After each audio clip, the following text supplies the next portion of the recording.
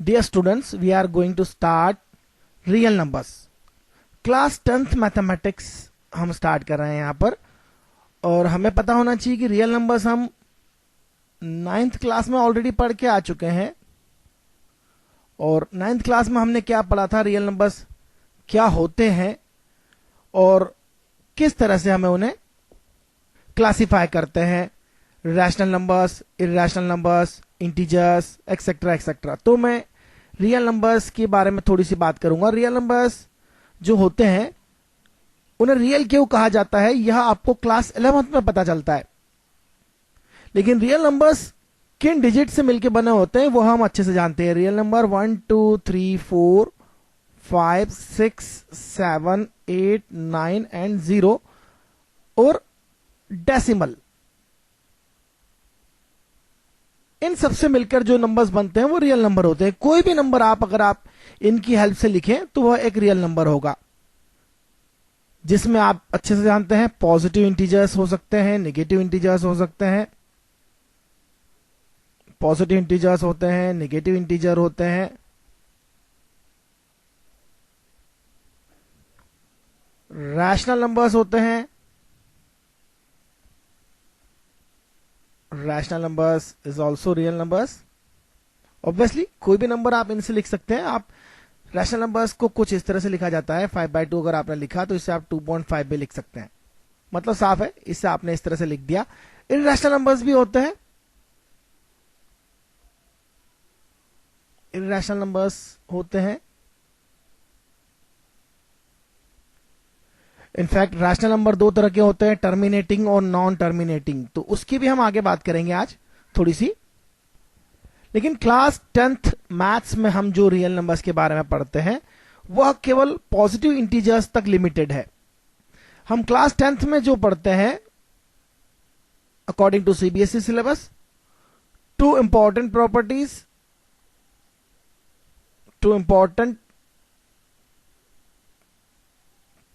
पढ़ते हैं of positive integers. तो रियल नंबर्स तो ऑब्वियसली है ही वो। तो यहां पर हम पॉजिटिव इंटीजर्स की दो बहुत ही इंपॉर्टेंट प्रॉपर्टी पढ़ते हैं। पहली प्रॉपर्टी है, उसे कहा जाता है यूक्लिड्स मैथमेटिशियन का नेम है Euclid's division algorithm. Euclid's division algorithm word का मतलब भी हम समझेंगे यहां पर। और सेकंड प्रॉपर्टी जो हम पढ़ते हैं वह है fundamental theorem of arithmetic.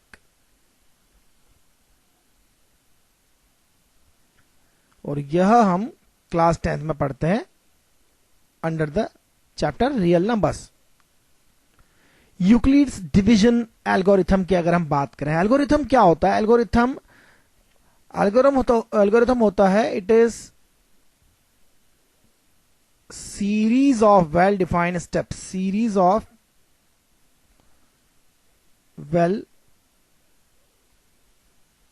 Steps which gives a process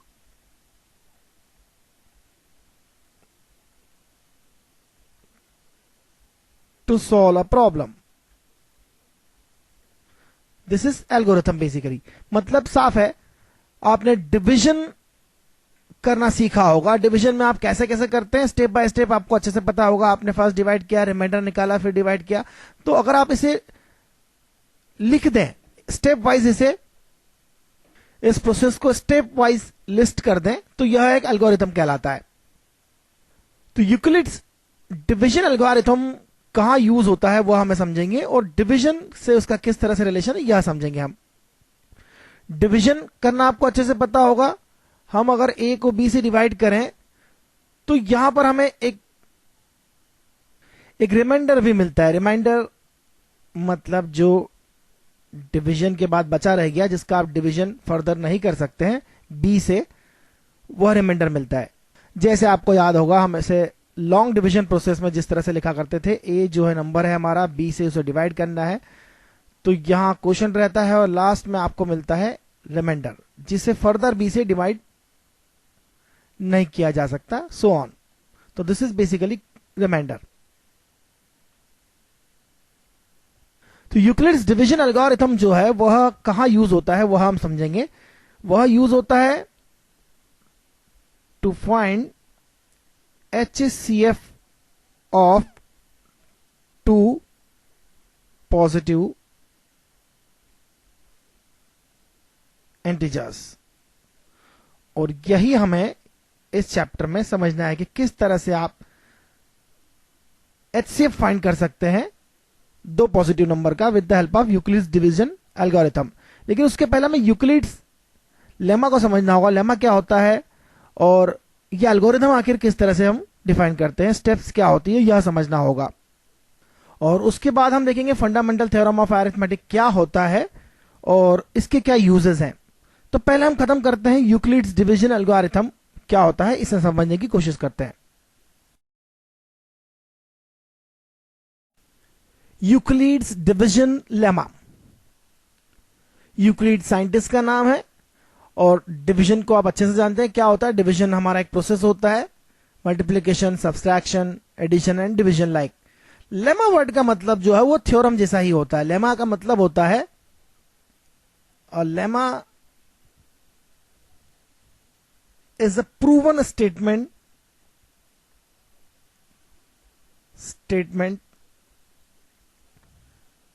used for proving other statement।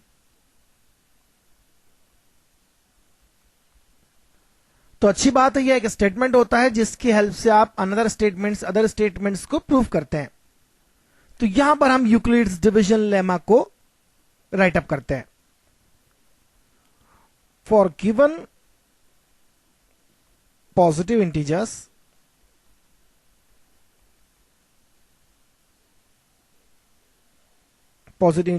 A and B, there exists unique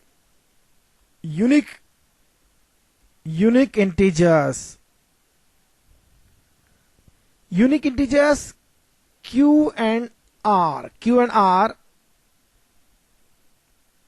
such that they satisfy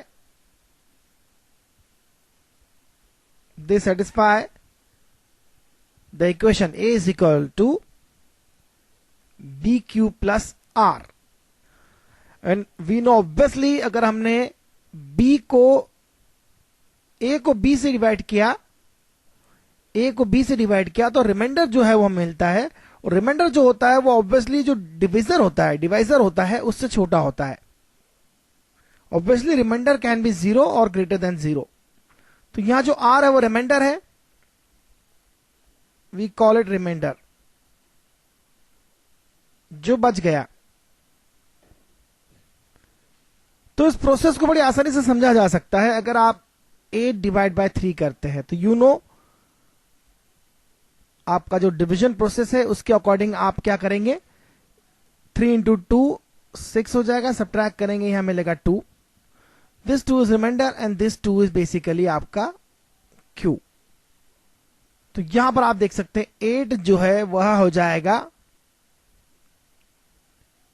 3 into 2 plus 2, this 2 is remainder and 8 is the number, 3 is the divisor B and 2 is the quotient. So R is called as remainder and Q is called as quotient. It is called as quotient. And this is unique, obviously unique. आप 8 को अगर 3 से divide करते हैं तो यहां पर reminder हमेशा 2 ही होगा और क्वोशंट हमेशा 2 होगा। तो आपके पास यह एक यूनिक रिलेशन मिलेगा आपको हमेशा किसी भी दो पॉजिटिव इंटीजर के लिए। हो सकता है कि R 0 हो, रिमाइंडर 0 हो, तो हम कहेंगे कि यह फुली डिविजिबल है। अगर रिमाइंडर 0 है तो हम कह सकते हैं कि पूरी तरह से डिवाइड किया जा सकता है तो यहां पर अब हम क्या करेंगे, यूक्लिड्स डिवीजन लेमा की हेल्प से यूक्लिड्स डिवीजन एल्गोरिथम को प्रूव करेंगे, उसको क्रिएट करेंगे। तो देखिए कैसे हो सकता है यह एल्गोरिथम। और इस एल्गोरिथम से, जिसे हम यूक्लिड्स डिवीजन एल्गोरिथम कहते हैं, हम क्या फाइंड करते हैं। यूक्लिड्स डिवीजन एल्गोरिथम जिसे हम प्रिपेयर करने वाले हैं,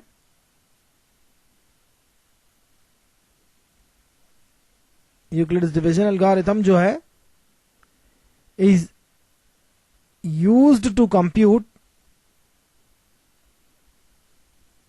HCF of two positive integer, two positive integers, right? तो यहां आपको पता होना चाहिए HCF क्या होता है। HCF is highest common factor. It is known as highest common factor, जिसे हम कुछ इस तरह से डिफाइन कर चुके हैं। It is the highest positive integer divides, or you can say dividing both A and B, and it is called, obviously it is called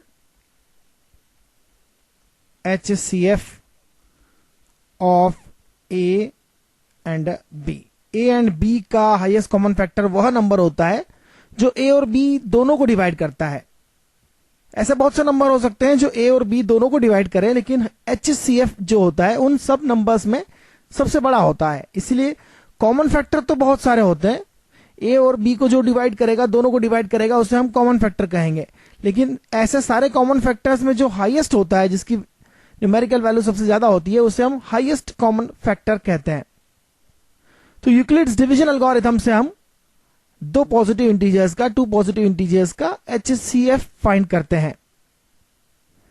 तो देखते हैं एल्गोरिथम कैसे होता है, लेकिन उसके पहले हम एग्जांपल देखते हैं और उसके बाद हम उस एल्गोरिथम को डिवाइस करते हैं, उस एल्गोरिथम के स्टेप्स को लिखते हैं। तो आगे देखते हैं हम। तो अब हम देखने जा रहे हैं यूक्लिड्स डिवीजन एल्गोरिथम, लेकिन उसके पहले हम यूक्लिड्स डिवीजन लेमा का यूज करते हुए कुछ बातें सीखने की कोशिश करेंगे। सपोज हमारे पास दो नंबर है, a is equal to 910 and b is equal to 42। हम इसे कुछ इस तरह से लिख सकते हैं। 910 इज बेसिकली 42 इंटू 21 प्लस 28। साफ देख सकते हैं यह हमारा नंबर है a, यह डिविजर है b, यह हमारा क्वोशंट है और रिमाइंडर है हमारा 28। अब हम यहां पर, लेकिन यहां पर हमारा जो रिमाइंडर है वो 0 नहीं है, हम इसको कुछ और तरह से आगे बढ़ाते हैं। यहां 42 को एज ए नंबर ले लेते हैं, 28 जो कि रिमाइंडर था उसे डिविजर बना लेते हैं। देखिए जो रिमाइंडर था उसे डिविजर बना लिया, जो डिविजर था उसे हमने एज ए नंबर लिख लिया, इसे इंटू 1 प्लस 14 लिख सकते हैं। तो अब हमारे पास इस प्रोसेस में देखिए यहां पर फिर से रिमाइंडर है और डिवाइजर है 28। 28 को एज ए डिवाइजर यूज किया था, इस 28 को अब एज ए नंबर यूज करेंगे और जो रिमाइंडर था उससे एज ए डिवाइजर यूज करेंगे into 2। 28 is equal to 14 into 2 plus obviously 0, क्योंकि यह हो जाएगा 14 इंटू 2 दैट इज 28। रिमाइंडर अब 0 हो गया है। तो लास्ट स्टेप में जो लास्ट डिवाइजर था हमारा, लास्ट डिवाइजर जो था, this divisor is basically HCF of A, that is 910, and B, that is 42. You can check it out. यहां हम कह रहे हैं, अभी हमने प्रूफ नहीं किया है और नहीं हमने यहां पर कोई थ्योरम का यूज किया हुआ है, बस जो लेमा था, यूक्लिड्स डिवीजन लेमा था, उसको यूज किया है। लेकिन यह इसका HCF कैसे हो गया है यह आपको समझना होगा। यह भी हमें प्रूफ करना होगा कि यह इसका HCF कैसे हो गया है, इसे समझना होगा। और यूक्लिड डिवीजन एल्गोरिथम जो है उसे हमें लिखना होगा। तो इस प्रोसेस में जो खास बात है वह आपने देखी नहीं है, और उस बात को आप देखें तो बड़ा अच्छा लगेगा। तो आइए उस खास बात को यहां देखने की कोशिश करते हैं। आप मुझे 28 जो कि यहां पे नंबर था और 14 जो कि मेरा डिविजर था, इनका HCF बताइए। 28 और 14 का HCF क्या है? इसे मैं कुछ इस तरह से लिखता हूं। HCF of 28 and 14 is what? आप इजीली देख सकते हैं, रिमाइंडर अगर 0 है इसका मतलब साफ है you can divide 28 by 14 and you can divide 14 by 14। 14 को आप 14 से डिवाइड कर सकते हैं और 28 को भी 14 से डिवाइड कर सकते हैं। तो इनका हाईएस्ट कॉमन फैक्टर जो है वह 14 हो गया। अगर हम यहां पर इस बात को ध्यान से देखें, 42 है, 28 है, यह नंबर है और यह डिविजर है। तो आप मुझे बताइए कि HCF ऑफ 42 एंड 28 क्या है? बहुत ध्यान से देखना होगा आपको। क्या आप इसको ध्यान से देखिए, क्या आप इसको 14 से डिवाइड कर सकते हैं? यस, आप इसको 14 से डिवाइड कर सकते हैं। आप 42 को 14 से डिवाइड कर सकते हैं। छोटे नंबर्स में देखना बड़ा आसान है, लेकिन बड़े नंबर्स की हेल्प से देखें तो हमें यहां पर राइट हैंड साइड देखना चाहिए कि राइट हैंड साइड में आप 14 से डिवाइड कर सकते हैं या नहीं। 28 को आप 14 से ऑलरेडी डिवाइड कर चुके हैं, यहां पर HCF देखने को मिल रहा है आपको। और अगर आप 14 को देखें तो आप 14 को भी डिवाइड कर सकते हैं। अगर आप यहां देखें राइट हैंड साइड को, तो you can divide this term by 14। अगर 14 से आप इसे डिवाइड कर सकते हैं तो यू कैन डिवाइड 42 ऑल्सो। अगर आप इसे 14 से डिवाइड कर सकते हैं तो 42 को भी आप 14 से डिवाइड कर सकते हैं। इसका साफ मतलब है 42 को आप 14 से डिवाइड कर सकते हैं, 28 को आप 14 से डिवाइड कर सकते हैं। तो इन दोनों का HCF जो है वो 14 है। सिमिलरली अगर मैं आपसे पूछूं कि HCF of this two number, यहां पर नंबर है 910 और 42 इज द डिविजर। तो 910 हमारा नंबर है, 42 जो है वो डिविजर है। इनका HCF क्या होगा? अभी हमने देखा कि आप 42 को डिवाइड कर सकते हैं 14 से, तो आप इसे 14 से डिवाइड कर सकते हैं। इस पूरे नंबर को आप देखिए, इसे भी 28 को भी आप 14 से डिवाइड कर सकते हैं, नो डाउट अबाउट दैट। आप पहले ही देख चुके हैं, यहां पर आप 28 को 14 से डिवाइड करके आ रहे हैं, तो इसे आप 14 से डिवाइड कर सकते हैं, इसे आप 14 से डिवाइड कर सकते हैं। इसका मतलब आप 910 को भी 14 से डिवाइड कर सकते हैं, क्योंकि left hand side right hand side दोनों एक दूसरे की इक्वल है। राइट हैंड साइड को आप 14 से कंप्लीटली डिवाइड कर सकते हैं, वहां पर कोई डिविजन नहीं, रिमाइंडर नहीं होगा, वहां पर कोई रिमाइंडर नहीं होगा। तो 910 को आप 14 से डिवाइड कर सकते हैं, 42 को आप 14 से डिवाइड कर सकते हैं, और इससे किसी बड़े नंबर से डिवाइड नहीं कर सकते हैं। This is the biggest number, 14 is the biggest number that can divide 910 and 42। तो यहां पर एक क्लियर हो गई बात हमारी कि HCF ऑफ 28 एंड 14 अगर 14 है, 42 और 28 का HCF अगर 14 है, तो 910 और 42 का HCF भी 14 है। इसका मतलब साफ है कि आपने इन दो नंबर का जो HCF फाइंड किया है वह यूक्लिड्स डिवीजन लेमा की हेल्प से फाइंड किया है, और लास्ट में जो आपका डिविजर बचता है वही आपका HCF है, क्योंकि लास्ट डिविजर जो है वो इसको भी डिवाइड करता है, इसको भी डिवाइड करता है। अगर वो लास्ट डिविजर इसको डिवाइड करता है तो ऑब्वियसली इसको डिवाइड करता है, मतलब इसको डिवाइड करता है। अगर इसको डिवाइड करता है लास्ट डिविजर तो ऑब्वियसली वो इसको डिवाइड करता है, मतलब वो लास्ट डिविजर जो है इसको डिवाइड करता है। तो लास्ट डिविजर जो रहता है वह आपका HCF होता है। इसे बहुत अच्छे समझना होगा, बार बार समझना होगा इसे। तो आइए यूक्लिड्स डिवीजन एल्गोरिथम को हम लिखते हैं। तो यूक्लिड्स एल्गोरिथम जो है, यूक्लिड्स डिवीजन एल्गोरिथम है, जिसे हम स्टेप वाइज यहां पर लिखते हैं। तो यूक्लिड्स डिवीजन एल्गोरिथम को हम एक बार देखते हैं यहां पर। To obtain the HCF of two positive integers say C and D। पहले हमने A और B बोला था उन्हें, अब हम उन्हें C और D कह रहे हैं। With C greater than D, C greater than D है। छोटे नंबर की केस में आप जो HCF है वह आपने लोअर क्लासेस में निकालना सीखा था, फाइंड करना सीखा था, लेकिन जो बहुत बड़े बड़े नंबर होते हैं उनका HCF आप नॉर्मल मेथड से, डिवीजन मेथड से नहीं निकाल सकते हैं। उसके लिए आपको यूक्लिड्स डिवीजन एल्गोरिथम यूज करना होगा। तो अगर सी और डी बहुत बड़े नंबर हैं, अच्छी बात है, छोटे हो तो भी चलेगा, बड़े हो तो भी चलेगा। अगर सी यहां पर ग्रेटर देन डी लिया जाए, दो नंबर है हमारे पास, दोनों पॉजिटिव इंटीजर है। स्टेप 1 में हम क्या करते हैं, apply Euclid's division lemma to C and D, so we find whole number Q and R such that C is equal to D Q plus R. बिल्कुल क्लियर है, यहां पर सी नंबर जो है वह डिवाइजर डी, क्वोशन क्यू और R के form में लिखा जा सकता है with the help of Euclid's division lemma. अब स्टेप 2 में जो हमारा यहां पर रिमाइंडर है उसे देखना होगा। अगर रिमाइंडर 0 है तो इसका मतलब साफ है कि आप सी को डी से डिवाइड कर सकते हैं। It is very clear, if R is 0 then C divide by D is the Q. और इस केस में डी जो होगा वही आपका एचसीएफ होगा, क्योंकि सी को अगर आप डी से कंप्लीटली डिवाइड कर सकते हैं, ऑब्वियसली डी को भी आप डी से डिवाइड कर सकते हैं। तो साफ है, if R is 0 D is the HCF. अगर आपने सी को डी से डिवाइड किया, क्वोशन मिला, there is no remainder, then it is very clear D is itself is the HCF of C and D. If R is not equal to 0, अगर are 0 नहीं है तो हम यह जो प्रोसेस है उसे आगे बढ़ाएंगे। कैसे बढ़ाएंगे, apply the division lemma to D and R. अब हम यह हमारा डी और आर, डी को यहां पर नंबर ले लेंगे और आर को एज ए डिवीजर लेंगे, और क्वोशन हमें कुछ और मिलेगा, आर डैश मैं कह देता हूं थोड़ी देर के लिए। यह नया क्वोशन मिला और नया रिमाइंडर मिला आपको। और यहां भी वही प्रोसेस को देखेंगे, स्टेप 2 को फिर से देखेंगे। अगर आर डैश 0 है, अगर आर डैश 0 है तो हमारा जो आर है वही हमारा डिवीजर होगा, वही हमारा एचसीएफ हो जाएगा। तो आगे क्या लिखेंगे, continue the process till the remainder is 0। Obviously remainder 0 कभी ना कभी तो होगा ही। The divisor at this stage will be required HCF. जो डिवीजर है, लास्ट जो डिवीजर होता है जब आर डैश 0 हो जाएगा, रिमाइंडर जब 0 होगा, उस केस में जो डिवीजर होगा वही हमारा एचसीएफ होगा।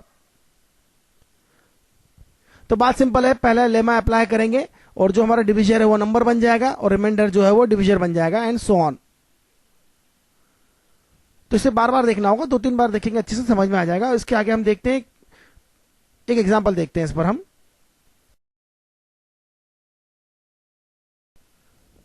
तो यूक्लिड्स डिवीजन एल्गोरिथम समझने के लिए हम एक एग्जांपल देखते हैं यहां पर।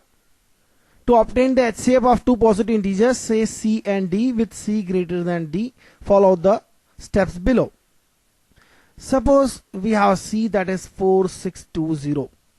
ये स्पेशल नंबर है जो मैंने डिवाइस किया है आपके लिए, और डी जो है हमारे पास 2964 है।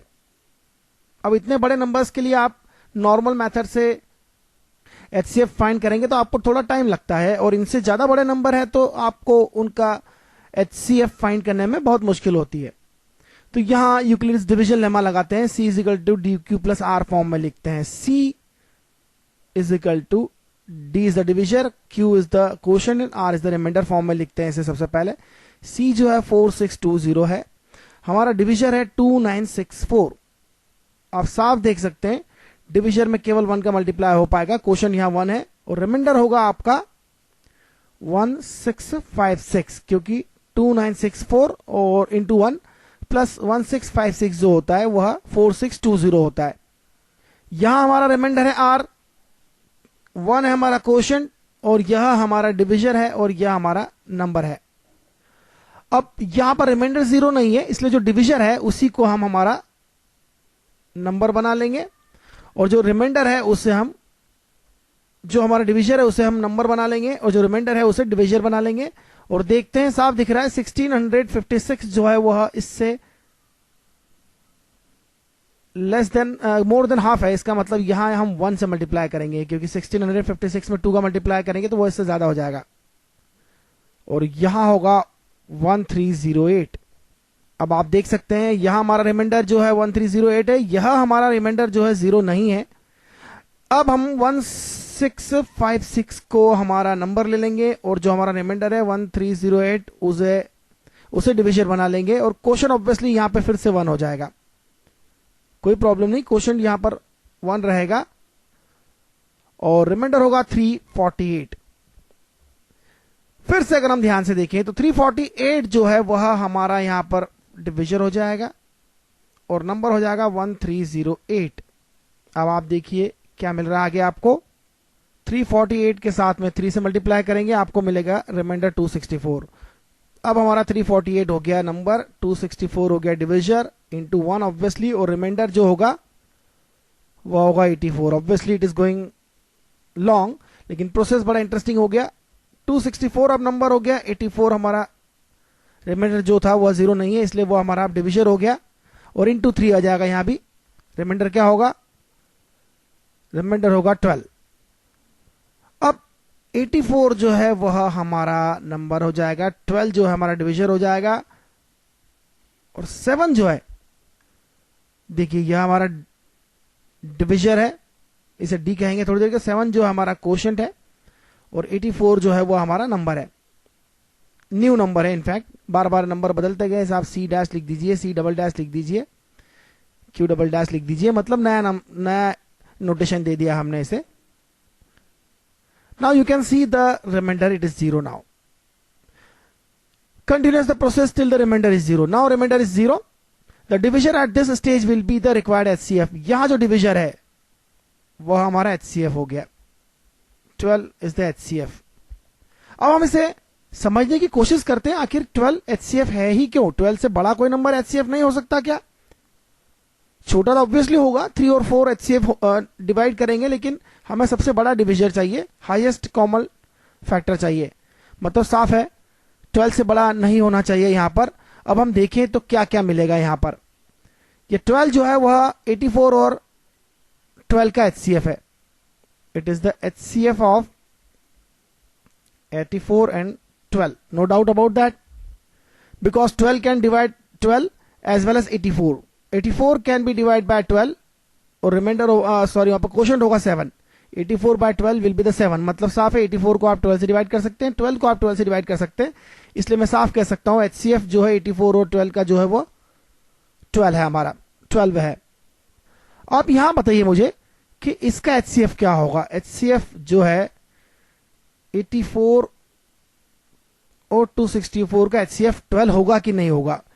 मैं इसे 12 से डिवाइड कर सकता हूं, बड़ी आसानी से इसे 12 से डिवाइड किया जा सकता है, क्योंकि 12 बाय 12 1 हो जाएगा, 84 डिवाइड बाय 12 7 हो जाएगा, 7 इंटू 3 हो जाएगा 21, और 1 22 हो जाएगा, मतलब साफ है 264 को आप 12 से डिवाइड कर सकते हैं, क्योंकि आप राइट हैंड साइड को 12 से डिवाइड कर सकते हैं।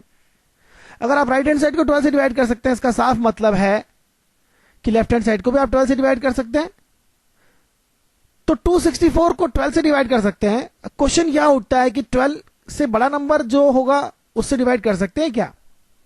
क्योंकि 84 को तो आप 21 से भी डिवाइड कर सकते हैं, 42 से भी डिवाइड कर सकते हैं। 84 को आप 21 42 दोनों से डिवाइड कर सकते हैं, काफी बड़े नंबर है। लेकिन आप 264 को 42 से डिवाइड नहीं कर सकते। आपने 84 को 21 और 42 से डिवाइड कर दिया, लेकिन 12 को तो नहीं कर सकते ना। 12 को नहीं कर सकते, इसका मतलब आप राइट हैंड साइड को 21 या 42 से डिवाइड नहीं कर सकते। इसका मतलब साफ है कि 264 को भी आप 21 या 42 से डिवाइड नहीं कर सकते। इसका मतलब 264 को डिवाइड करने वाला सबसे बड़ा जो नंबर है वो 12 है। इसका मतलब साफ है 84 और 264 को डिवाइड करने वाला सबसे बड़ा जो नंबर है वो 12 है, और 12 इनका भी HCF है। तो इसी तरह से अगर आप पीछे पीछे चलते जाएंगे तो इसे भी आप ऑब्वियसली 84 को आप 12 से डिवाइड कर सकते हैं, 264 को आपने अभी देखा 12 से डिवाइड कर सकते हैं, एंड सो ऑन। यहां आप एक बात ध्यान से देखें, आप 84 को 42 या 21 से डिवाइड कर सकते हैं, लेकिन 264 को नहीं कर सकते। 264 को नहीं डिवाइड कर सकते आप, क्योंकि 264 को आप 12 से ही डिवाइड कर सकते थे, यह हमने देख लिया था यहां पर। इसलिए 264 को जिस नंबर से डिवाइड कर सकते हैं उसी नंबर को यूज करना होगा, और बिल्कुल साफ है 264 को आप 12 से डिवाइड कर सकते हैं, 84 को 12 से डिवाइड कर सकते हैं, मतलब 348 को आप 12 से डिवाइड कर सकते हैं। 12 से बड़े नंबर से डिवाइड नहीं कर सकते, क्योंकि 348 को आप 12 से बड़े नंबर से डिवाइड नहीं कर सकते जो यहां पर कॉमन फैक्टर की तरह हो, क्योंकि 264 को आप इस तरह से डिवाइड नहीं कर सकते। 264 जो है वो आप यहां देख सकते हैं 12 से डिविजिबल है, 12 से बड़े नंबर से डिविजिबल नहीं है। तो HCF इसी तरह से आप बैक साइड देखें, 2 स्टेप में जो हुआ है वो सभी स्टेप में एक दूसरे की हेल्प से प्रूफ किया जा सकता है। तो यूक्लिड्स डिवीजन एल्गोरिथम बड़ा सिंपल है, इससे आप किसी भी नंबर का HCF फाइंड कर सकते हैं, जैसा कि मैंने फाइंड किया है। तो आगे देखते हैं हम। Euclid's division lemma. इसी को कई बार यूक्लिड्स डिवीजन एल्गोरिथम भी कह दिया जाता है, क्योंकि काफी क्लोज रिलेशन है। इसके बारे में हम कुछ बात और देखते हैं। It has several application related to properties of numbers. Let us see an example on this point. Show that, your example देख रहे हैं हम यहाँ पर, show that any positive odd integer is of the form 4q plus 1 or 4q plus 3 where q is some integer. कोई भी positive odd integer लें तो आप उसे 4q plus 1 और 4q plus 3 के फॉर्म में लिख सकते हैं, where q is some integer. q can be any integer. यहां हम एक काम करते हैं, let a is a positive odd integer. a को हम यहां पर पॉजिटिव ऑड इंटीजर की तरह लेते हैं और b एक नंबर लेते हैं 4। क्यों ले रहे हैं 4? क्योंकि यह हमारा डिविजर है, यह हमारा कोशेंट है। तो डिविजर हमारा यहां पर b होता है, a हमारा नंबर होता है। तो हम a को किस तरह से लिख सकते हैं? a को लिख सकते हैं 4 times q, that is obviously a is equal to bq plus r. With the help of Euclid division lemma हम इसे लिख सकते हैं a is equal to bq plus r is the remainder, q is the quotient and b is the divisor. Divisor already हमने choose किया है with the help of this line. तो question में दिखाई दे रहा है कि हम डिविजर कौन सा हमारे लिए अच्छा रहेगा, कौन सा सूटेबल है, कौन सा डिविजन लेना चाहिए। तो a is equal to bq plus r। और एक बात बिल्कुल क्लियर है, r का जो वैल्यू है वो डिविजर से छोटा होगा, ग्रेटर और इक्वल टू 0 होगा। मतलब r का वैल्यू 0 हो सकता है, 1 हो सकता है, 2 हो सकता है और 3 हो सकता है। तो हमारा a जो होगा वह क्या हो सकता है? a जो है 4q plus 0 हो सकता है, a जो है वह 4q plus 1 हो सकता है, a जो है वह 4q plus 2 भी हो सकता है, a जो है वह 4q plus 3 भी हो सकता है। लेकिन अगर आप ध्यान से देखिए, हमने a को पॉजिटिव ऑड इंटीजर लिया है, लेकिन यह ऑड नंबर नहीं है। This is not odd number, not odd number, क्योंकि 4 को आप 2 से डिवाइड कर सकते हैं, 2 को 2 से डिवाइड कर सकते हैं। राइट हैंड साइड को अगर आप 2 से डिवाइड कर सकते हैं तो लेफ्ट हैंड साइड मतलब a को भी आप 2 से डिवाइड कर सकते हैं। It is even number basically. और this is also not, it is even number, not odd obviously like this one. तो ये दोनों इवन नंबर है, ऑड नहीं है। इसका मतलब साफ है कि अगर हमारा a ऑड नंबर है तो वो 4q plus 1 टाइप का होगा या 4q plus 3 टाइप का होगा। That we have to show and it is already given, it is shown here. तो बिल्कुल क्लियर है, यह एक ऑड नंबर है, ऑड इंटीजर है, यह भी ऑड है, ऑड इंटीजर है। और 2 ही तरह के ऑड इंटीजर पॉसिबल है। तो इस तरह से आप क्वोशिएंट अगर प्रॉपर चूज कर लें, डिविजन अगर प्रॉपर चूज कर लें, तो डिविजन लेमा में डिविजर ही तो चूज करना होता है आपको। डिविजन अगर आपने अच्छे से चूज कर लिया, with the help of question आप चूज कर सकते हैं। बहुत सिंपल प्रॉब्लम है, 10th में बहुत ही सिंपल प्रॉब्लम पूछी जाती है। तो आप अपनी एक्सरसाइज सॉल्व करें। अगर आपको कोई प्रॉब्लम सॉल्व नहीं हो रही है तो आप हमें ईमेल कर सकते हैं support@exponenteducation.com पर।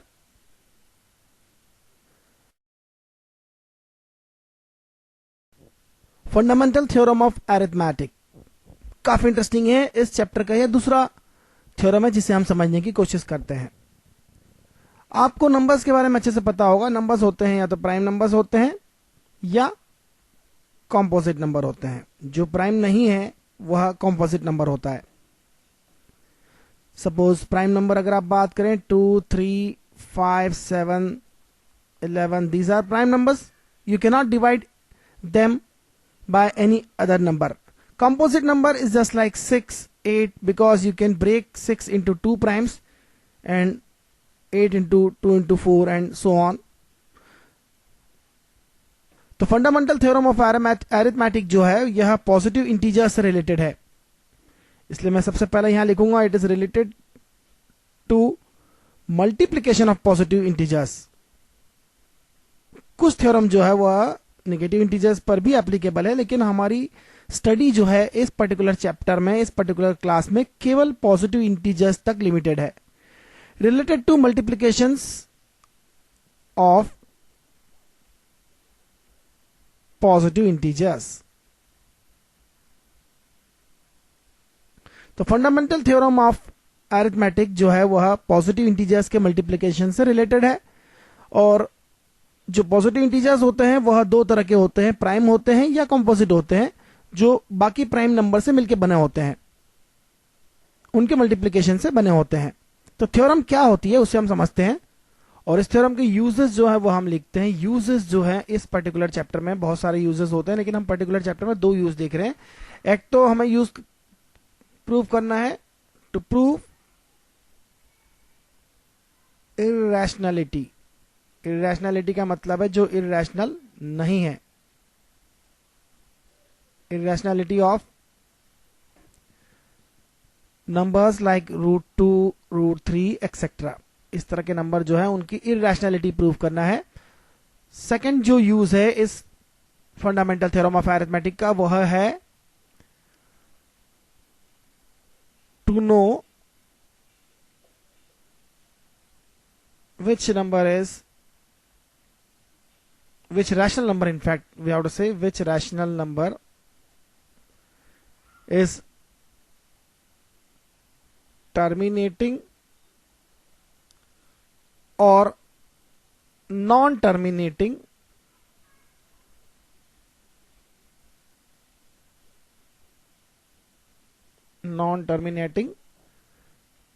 repeating।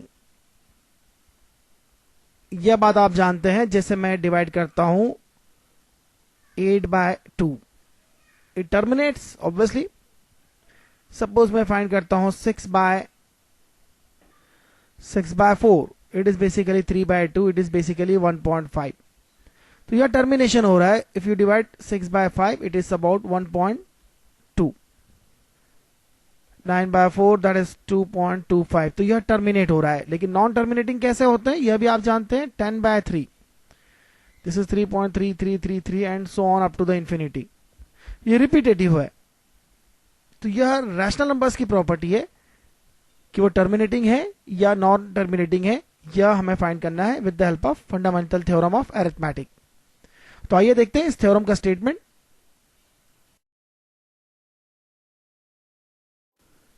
तो हम कह सकते हैं this is the fundamental theorem of arithmetic.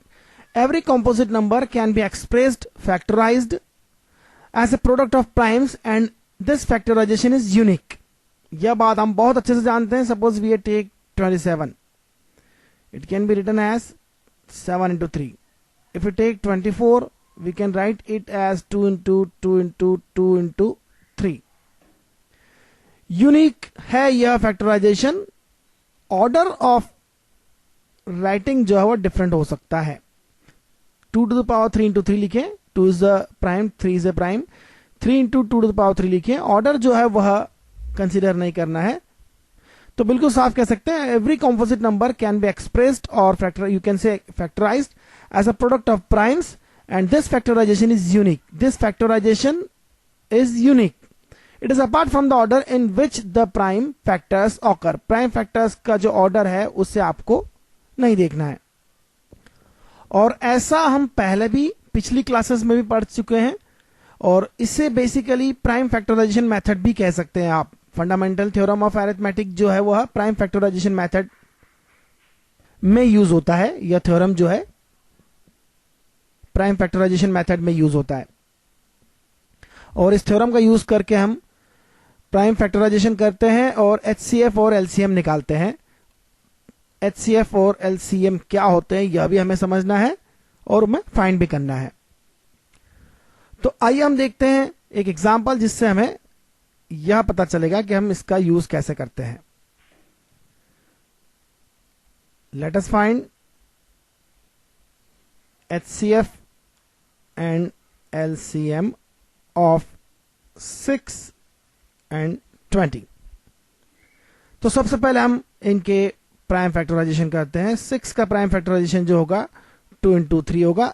सिर्फ 2 और 3 ना लिखें, सिर्फ 2 to the power 1, 3 to the power 1 लिखें तो ज़्यादा अच्छा रहेगा।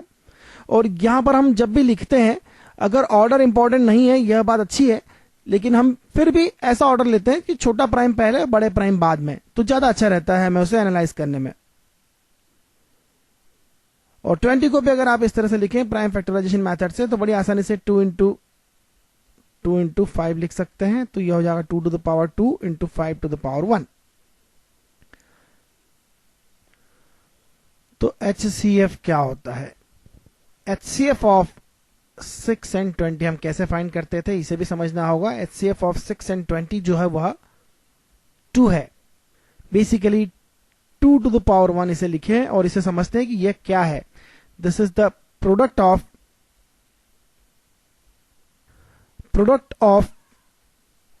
The smallest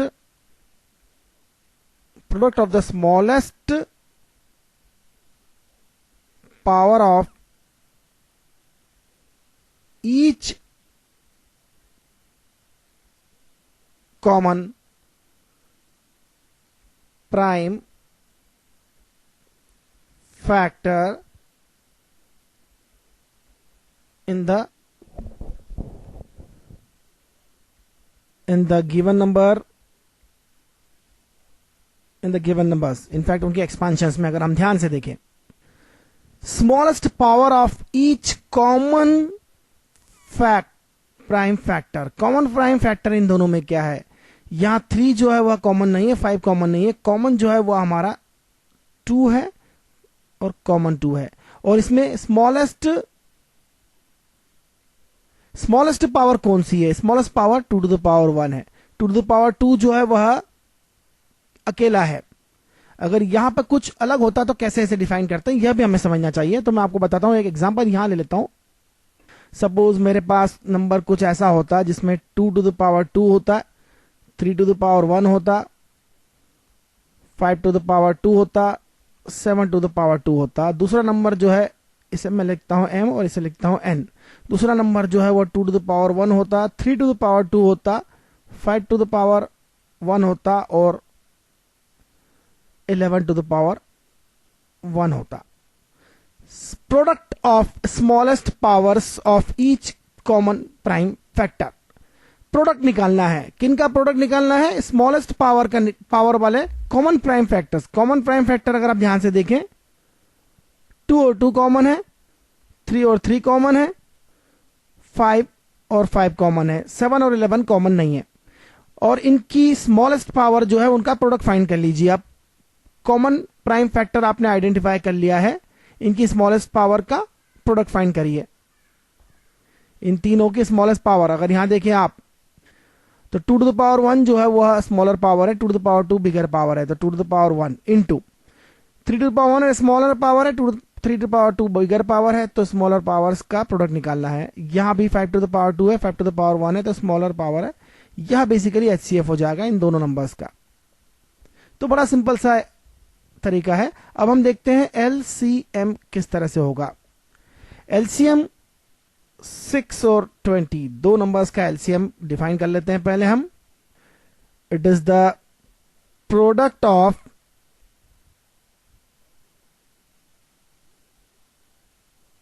all the greatest power of each prime factor occurring in the expansions of the numbers। बिल्कुल बहुत सिंपल सी बात है, आप कैसे भी लिखें, लेकिन अगर आप ध्यान से देखें तो एलसीएम क्या हो गया यहां पर? Product of all greatest powers. सभी ग्रेटेस्ट पावर्स का कॉमन वर्ड यहां पर नहीं है। ईच प्राइम फैक्टर, सभी प्राइम फैक्टर्स की जो बड़ी बड़ी पावर है उन्हें लेना है। अगर यहां एलसीएम फाइंड करना है, मुझे देखिए, मुझे अगर एलसीएम फाइंड करना है तो मुझे क्या करना होगा? फैक्टर कोई सा भी हो, कॉमन हो तो भी, नहीं कॉमन हो तो भी। यहाँ 2 जरूर कॉमन है और इन कॉमन में सबसे बड़ी पावर जो है 2 to the power 2 है, तो मुझे 2 to the power 2 का मल्टीप्लिकेशन करना होगा। बड़ी पावर यहाँ 3 टू द पावर 2 है, 5 टू द पावर 2 बड़ी पावर है। ऑब्वियसली 7 यहाँ नहीं है इसमें, लेकिन बड़ी पावर 7 टू द पावर 2 है इंटू 11। तो यह हमारा एलसीएम होगा। एलसीएम से साफ दिखाई दे रहा है कि केवल सभी पावर्स का देखना है। तो यहां पर एलसीएम क्या होगा, आप देखिए इसे, पावर्स का मल्टीप्लीकेशन 2 है, यहां पर 2 टू द पावर 2 है, तो बड़ी पावर 2 टू द पावर 2 हो गई। 3 यहां नहीं है, लेकिन 3 जहां भी है उसकी सबसे बड़ी पावर 1 है, और यहां 5 नहीं है ऊपर, लेकिन इस नंबर में 5 है, उसकी बड़ी पावर 5 टू द पावर 1 है। तो यह हो जाएगा 4 इंटू 3 12 इंटू 5 दैट इज 60। तो 6 और 20 का एलसीएम 60 है। 6 और 20 का एचसीएफ जो है वह 2 है। यहां एक बहुत ही अच्छी बात देखने को मिलती है, अगर आप चेक करें इसे, HCF of 2 numbers A B, LCM of this 2 numbers A B का जो प्रोडक्ट है, ये प्रोडक्ट कर रहे हैं हम उन दोनों का, will be equal to number A into number B. तो आप चेक कर सकते हैं यहां पर 6 इंटू 20 जो है 120 होता है, और यहां 2 इंटू 60 दैट इज ऑल्सो 120। तो यहां पर यह हमें दिखाई दे रहा है। तो आगे देखते हैं इन दोनों की और क्या प्रॉपर्टीज हो सकती है। एचसीएफ एलसीएम फाइंड करना आप यहां पे बड़ी आसानी से सीख सकते हैं। उसके लिए आपको इन दो बातों को अच्छे से समझना है, एक यह और एक यह बात।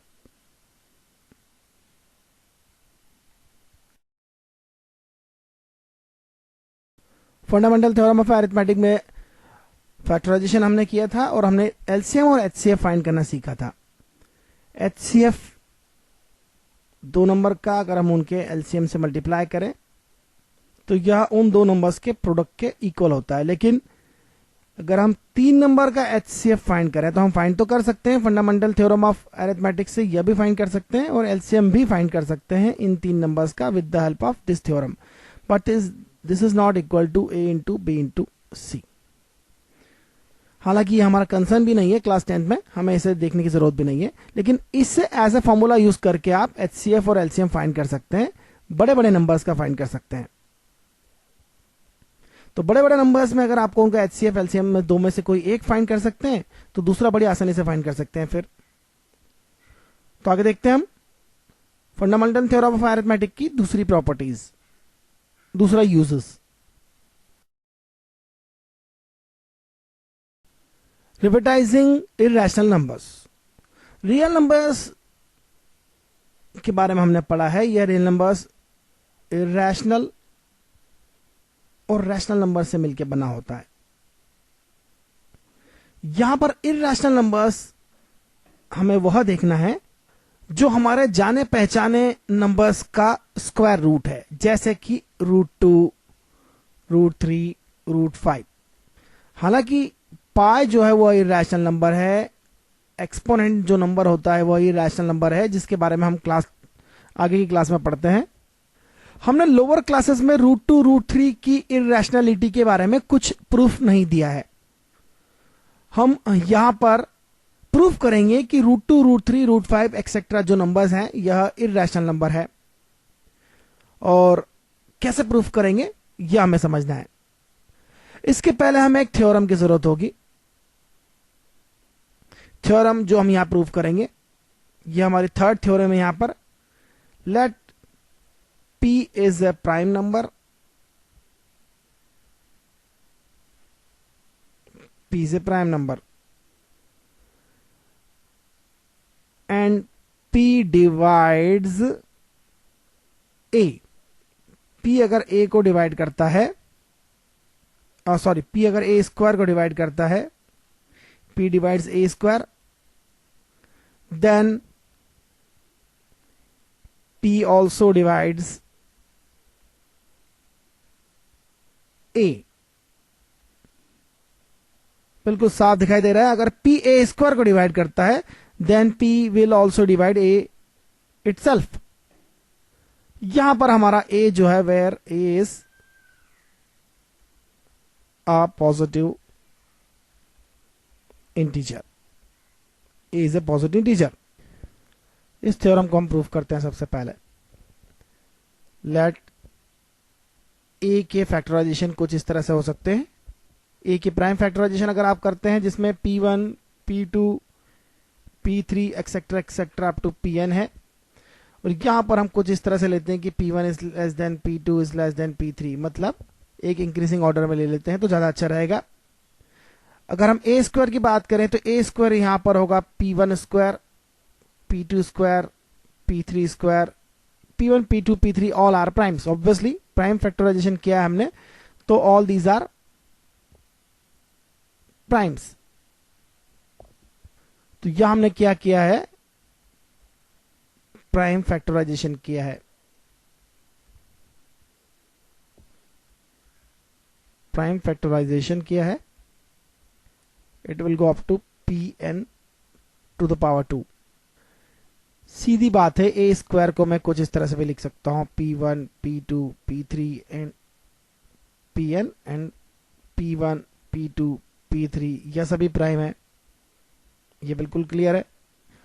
अब अगर हम यहां सोचें, if P divides A square, if P divides A square then P must be one of the P1, P2, P3, Pn। अगर P A स्क्वायर को डिवाइड करता है, अगर आप समझते हैं कि P को आप A स्क्वायर से डिवाइड कर सकते हैं, तो निश्चित तौर पर P जो है किसी एक से कैंसिल आउट होगा, किसी न किसी से कैंसिल आउट होगा ही होगा। अगर मैं इस तरह से लिखूं, इसे फिर से लिखता हूं जो समझने में आसान है। अगर यह डिवाइड होता है, ऑब्वियसली किसी न किसी से कट हो जाएगा। अगर P1 से कट होगा या P2 से कट होगा या P3 से कट होगा, क्योंकि ये सब प्राइम है। P भी एक प्राइम नंबर है जो कि हम पहले ही देख चुके हैं। तो अगर यह प्राइम नंबर है और इसे कट कर रहा है तो श्योर है कि P1, P2, P3, Pn में से कोई एक जो है वो P के इक्वल है। P must be one of the this prime numbers. इसका मतलब साफ है, अगर P इनमें से कोई एक है तो ऑब्वियसली वह इनमें से कोई एक है, क्योंकि A जो है P1, P2, P3 into Pn के टर्म में लिखा जा सकता है। तो अगर P से आपने इसे डिवाइड किया, A स्क्वायर को डिवाइड कर सकते हैं, तो you can divide A also. So P can divide A also because A is one of the prime factor जो है वह यहां मिलेगा आपको देखने को। P can divide also A also because P is one of the P1, P2, P3, Pn, no doubt about that। ये बहुत सिंपल सी बात है, इसकी हेल्प से हम प्रूव कर सकते हैं कि √2, √3 etcetera are the irrational number. तो आइए हम देखते हैं।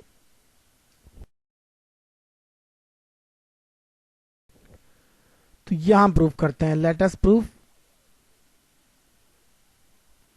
√2 is irrational। कैसे प्रूफ करेंगे? √2 is irrational यह प्रूफ करना है तो हम इसका उल्टा प्रूफ करने की कोशिश करेंगे। Let prove that √2 is rational। हम इसके अपोजिट बात को प्रूव करने की कोशिश करेंगे। Then we can write √2 as a number P by Q।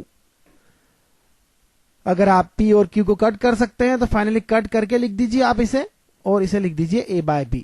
Finally मैं कहूंगा कि √2 को हम जितने फैक्टर्स कैंसिल हो सकते हैं वो कैंसिल करने के बाद A by B के फॉर्म में लिख सकते हैं, क्योंकि ये रैशनल है। Let prove that √2 is rational.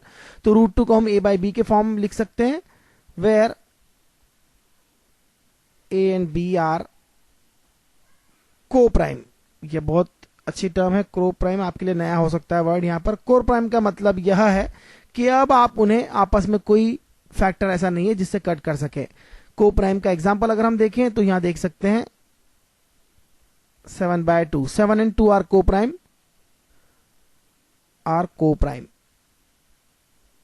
क्योंकि आप 7 को 2 से डिवाइड नहीं कर सकते। वाइल 9/3 यह 9 हमारा A है और B अगर हमारा 3 है, नॉट को prime because you can divide 9/3।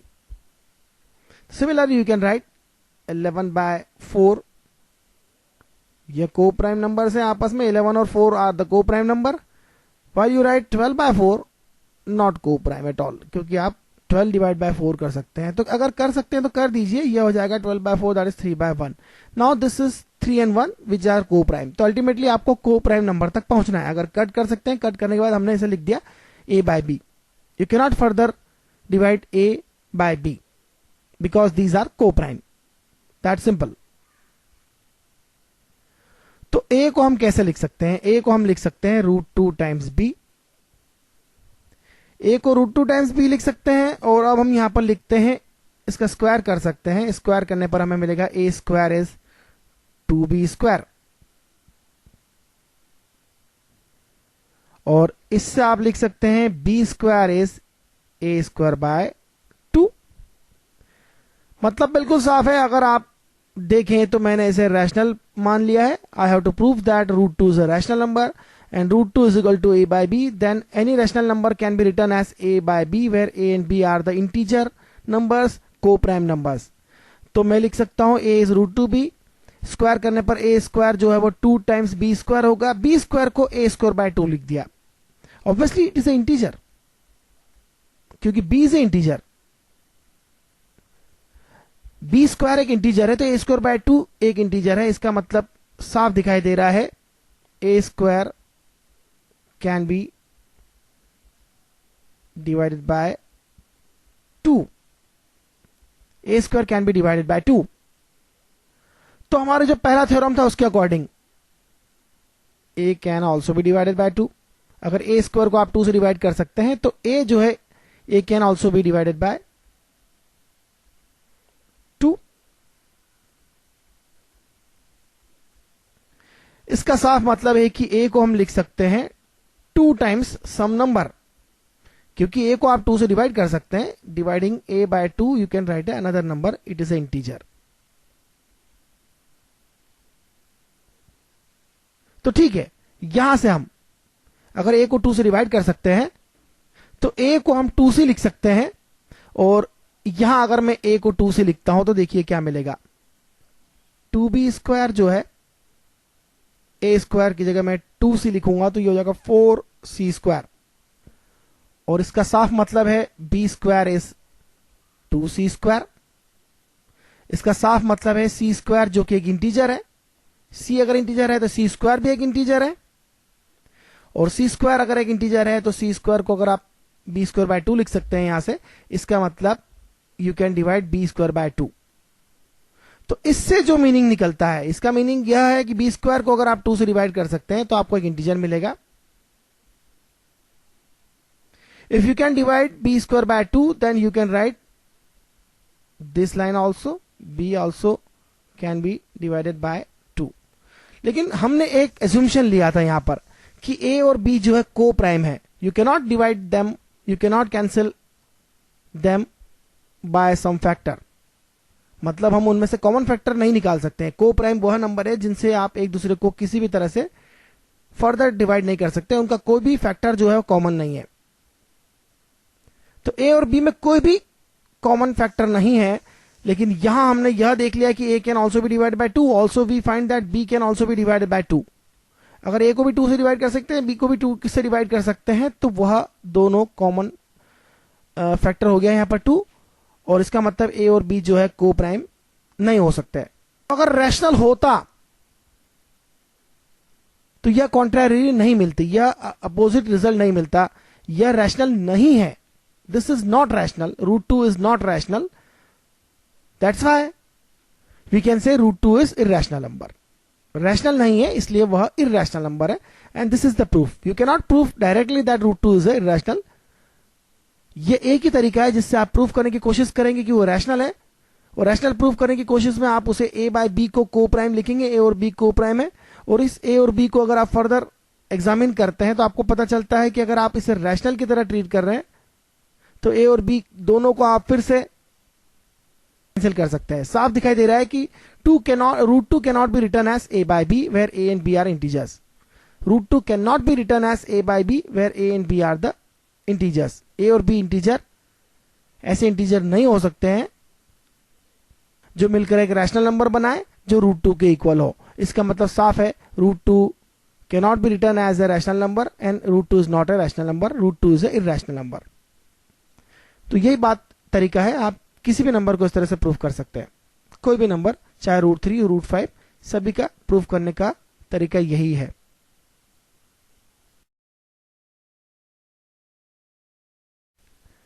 Class 10 maths में हम एक और बात पढ़ते हैं, रिविजिटिंग रैशनल नंबर्स। मतलब रैशनल नंबर्स के बारे में हम फिर से बात कर रहे हैं, रैशनल नंबर्स के बारे में हम रिविजिट कर रहे हैं। बेसिकली हम क्लास 9th में भी रैशनल नंबर्स के बारे में पढ़ चुके हैं। तो रैशनल नंबर्स के बारे में जो क्लास 9th में पढ़ा है वह हम एक बार देख लेते हैं। हमने रैशनल नंबर्स के बारे में क्लास 9th में क्या पढ़ा हुआ है। हमने देखा रैशनल नंबर्स दो तरह के होते हैं, एक तो terminating decimal expansion, terminating decimal expansion. For example, 6.25, 1.35, 3.04 and so on, or non-terminating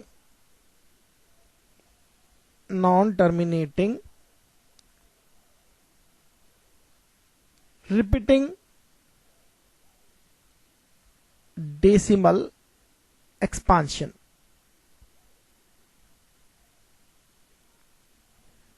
यह हमने क्लास 9 में पढ़ा है। रिपीटिंग डेसिमल एक्सपांशन कुछ इस तरह से हो सकता है, 3.333 and so on, 1.1111 and so on. Class 10th में हमें एग्जैक्टली क्या पढ़ना है, क्यों हम रिविजिट कर रहे हैं रैशनल नंबर्स के लिए, हमें क्या करना है। Here we have to explore exactly when decimal expansion of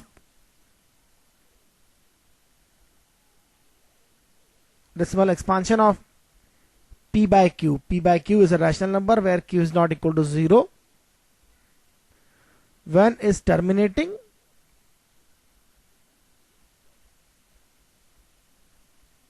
and when exactly it is non-terminating repeating decimal expansion, like this, non-terminating repeating decimal expansion। तो ऐसा कब हो रहा है यह हमें समझना है। तो यहां पर हम एक डिस्कशन करते हैं, छोटा सा डिस्कशन करते हैं, जिसके अंडरस्टैंडिंग, नॉर्मल अंडरस्टैंडिंग जो है हमारी अरिथमेटिक की जो नॉर्मल अंडरस्टैंडिंग है, उसी से हम इस बात को समझ सकते हैं। सपोज हम देखते हैं एक नंबर 0.175 को आप लिख सकते हैं 175 अपॉन 100, 175 अपॉन 1000। 175 अपॉन 1000 को आप 5 से डिवाइड कर सकते हैं, और 5 से डिवाइड करेंगे तो ये हो जाएगा 200, और ये हो जाएगा 35। फिर से इसे आप 5 से डिवाइड कर सकते हैं, ये हो जाएगा 7, और 5 से डिवाइड करेंगे तो ये होगा 40। अब ये ऐसे फॉर्म में आ गया जहां पर 7 और 40 जो है को प्राइम है। Now it is in the form where both the p and q are को प्राइम। लेकिन यहां एक छोटी सी बात देखने को मिलती है, डिनोमिनेटर जो है वह कुछ इस तरह से लिखा जा सकता है, 2 to the power 3 into 5 to the power 1। आप अपनी पसंद का कोई दूसरा नंबर भी ले सकते हैं। सपोज मैं यहां पर 0.304 ले रहा हूं, 0.304 को मैं लिख सकता हूं 304 अपॉन 1000। 304 अपॉन 1000 को मैं 2 से डिवाइड करूंगा सबसे पहले, तो ये हो जाएगा 500, और ये हो जाएगा 152। फिर 2 से डिवाइड करते हैं तो ये हो जाएगा 76, और ये हो जाएगा 250। फिर 2 से डिवाइड करते हैं तो ये हो जाएगा 38, यह हो जाएगा 125। ये प्रोसेस बड़ा सिंपल है, आप बड़ी आसानी से देख सकते हैं। 1000 से मल्टीप्लाई किया न्यूमरेटर में, 1000 से मल्टीप्लाई किया डिनोमिनेटर में, तो 0.304 जो है वो 304 अपॉन 1000 लिख सकते हैं आप, दैट इज 152 अपॉन 500। 2 से डिवाइड किया, फिर 2 से कट किया हमने, 2 कैंसिल आउट किया यहां से, न्यूमरेटर डिनोमिनेटर दोनों को 2 से डिवाइड किया, मतलब यहां पे 2 कैंसिल आउट किया हमने, तो ये हो जाएगा 76 अपॉन 250, 38 अपॉन 125।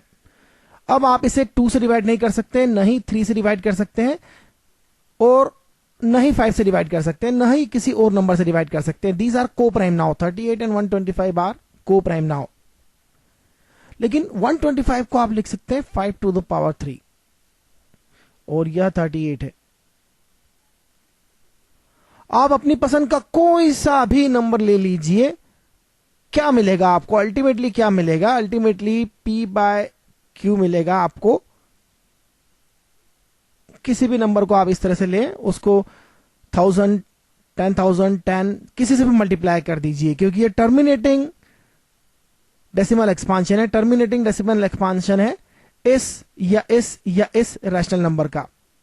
और ऐसे रैशनल नंबर जिनका टर्मिनेटिंग डेसिमल एक्सपांशन है, आपने एक चीज फाइंड करी यहां पर डिनोमिनेटर में, कि जब आप इसे P बाय Q फॉर्म में लिखते हैं, वेयर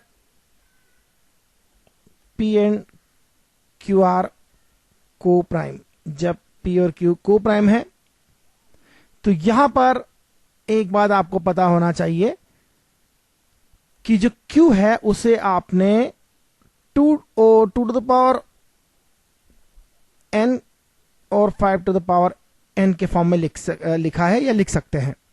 किसी भी नंबर को ले लीजिए. चाहे एक और एग्जांपल लेते हैं, फिर आगे बात करते हैं. हम एक एग्जांपल और देखते हैं, फिर आगे बात करते हैं हम. तो चलिए एक और नंबर आप ले लीजिए मेरी तरफ से, 4.125. इसे लिख सकते हैं 4125 डिवाइड बाय 1000. 5 से डिवाइड करते हैं इसे हम. 5 से डिवाइड करेंगे तो यह हो जाएगा 200, और 5 से डिवाइड करेंगे तो यह हो जाएगा 825. 5 से डिवाइड कर दीजिए. 1000 divide by 5, that is 10 by 5, that is 200. 4125 को आप 5 से डिवाइड करेंगे तो 825 होगा. This you can do very easily. फिर से इसे हम 5 से डिवाइड कर सकते हैं. तो अगर 5 से डिवाइड करें तो क्या मिलेगा? 5 से डिवाइड करेंगे तो यहां मिलेगा हमें 40. और 825 को अगर आप 5 से डिवाइड करते हैं तो आप कर सकते हैं इसे.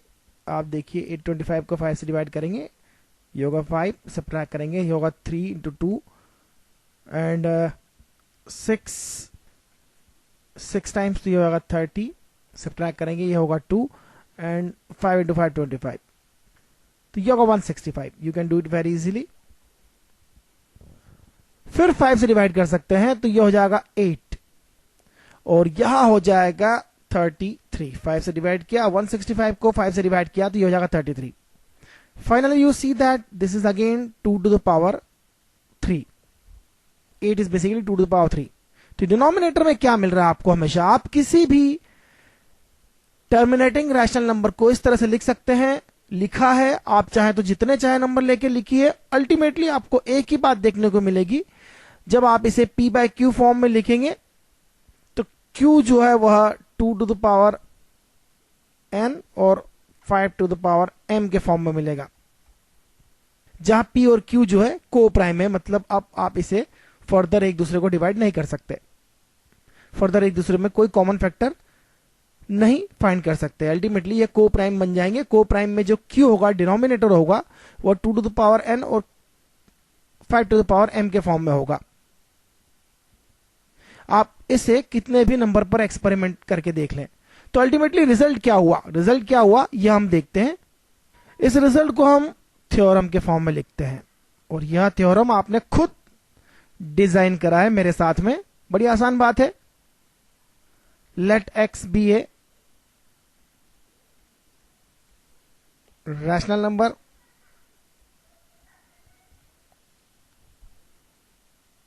with its decimal expansion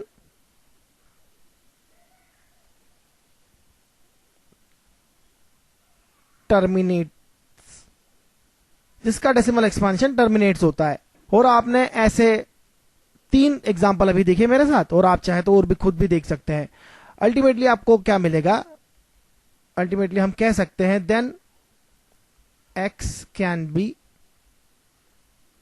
expressed as P by Q, where P Q are को प्राइम, पहली बात को प्राइम क्योंकि हमने उसे सारे कॉमन फैक्टर्स जो है वहां से हटा दिया है, पी एंड क्यू आर को prime, and Q has 2 to the power m, 2 to the power n and 5 to the power m as the prime factorization। जो प्राइम फैक्टराइजेशन होगा Q का, डिनोमिनेटर में Q का प्राइम फैक्टराइजेशन 8 जो था वो Q था बेसिकली, उसे हमने प्राइम फैक्टराइजेशन के फॉर्म में लिखा है, वह 2 to the power 3 में लिखा गया है। तो Q का जो प्राइम फैक्टराइजेशन होगा, Q has 2 to the power n, 5 to the power m has the prime factorization। आप अपनी लैंग्वेज में भी इसे लिख सकते हैं, जैसा चाहे लिख सकते हैं, सिंपल सी बात है। और दूसरी बात लिखना जरूरी है, where n and m, n और m के बारे में भी आप लिखिए, नहीं तो गड़बड़ हो जाएगी, क्योंकि n और m पहली बार लिख रहे हैं आप, are non negative integers. Non negative integer का साफ मतलब है पॉजिटिव भी हो सकते हैं या जीरो भी हो सकता है। एन और एम जीरो भी हो सकते हैं इसका मतलब, और पॉजिटिव इंटीजर भी हो सकते हैं। नॉन नेगेटिव इंटीजर का मतलब यह हुआ कि वह इंटीजर पॉजिटिव हो सकता है और जीरो भी हो सकता है, क्योंकि जीरो नॉन नेगेटिव है। तो यह बात तो हमने समझ ली है, लेकिन इसके अपोजिट भी हम देख सकते हैं, क्या ट्रू होगा वह भी हम देखते हैं। अब इसका अपोजिट प्रूफ करना अगर आप चाहते हैं तो बड़ी आसानी से कर सकते हैं। सपोज आपने एक नंबर लिया 3/8, यह एक ऐसा नंबर है जिसमें p और q है, को प्राइम है, और इसे आपने लिखा 3/2 to the power 3। इसे आप मल्टीप्लाई करेंगे 5 to the power 3 से। क्यों करेंगे 5 to the power 3 से? क्योंकि यह डिनोमिनेटर में 10 to the power 3 मिलेगा आपको, इससे ये होगा 10 to the power 3।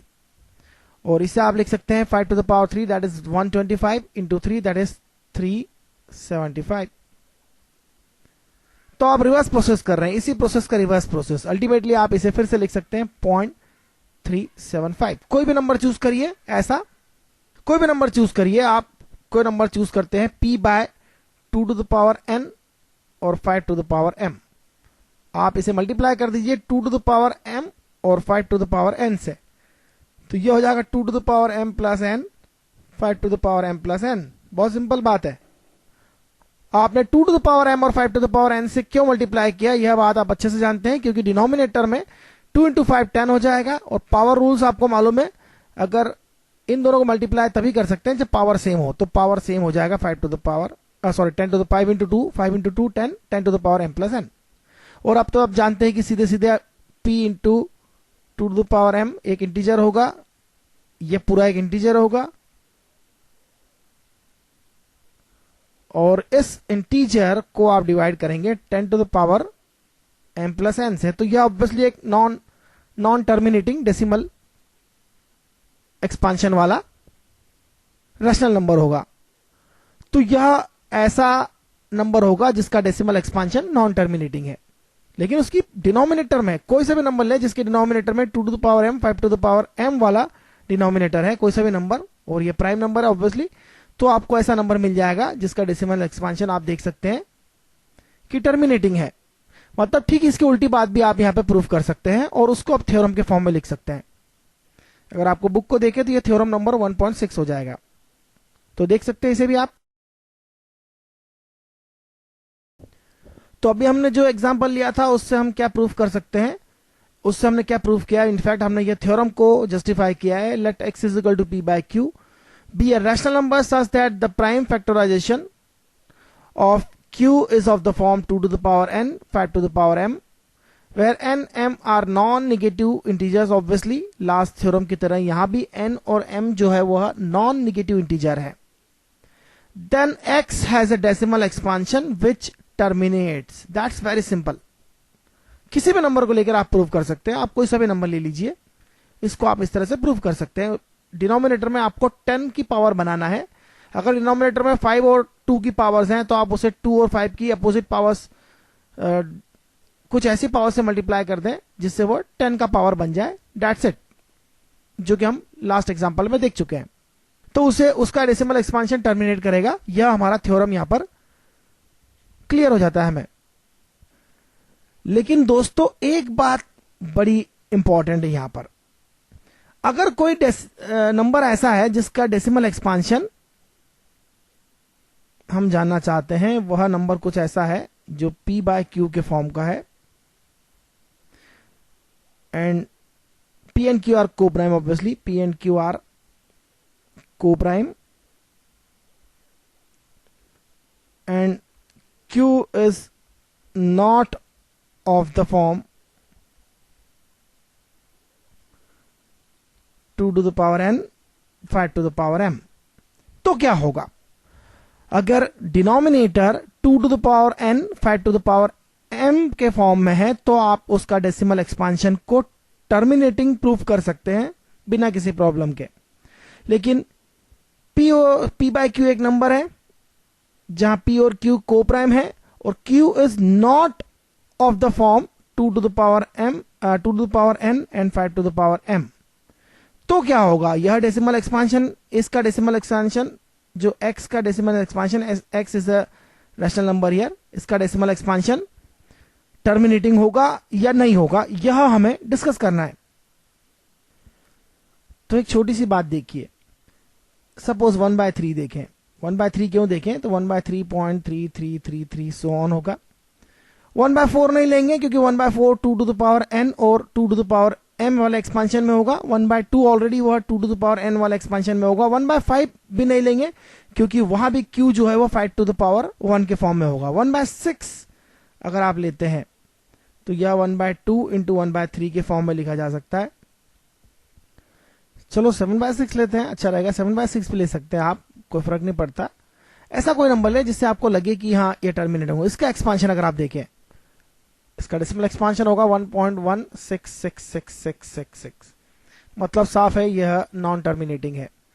तो आपने 1 देख लिया, 2 देख लिया, 3 देख लिया, 4 देख लिया, 5 देख लिया, 6 देख लिया, और अगर आप 7 देखना चाहते हैं तो डेसिमल 10/7 देख लीजिए। 10/7 का डेसिमल एक्सपांशन होता है 1.42827142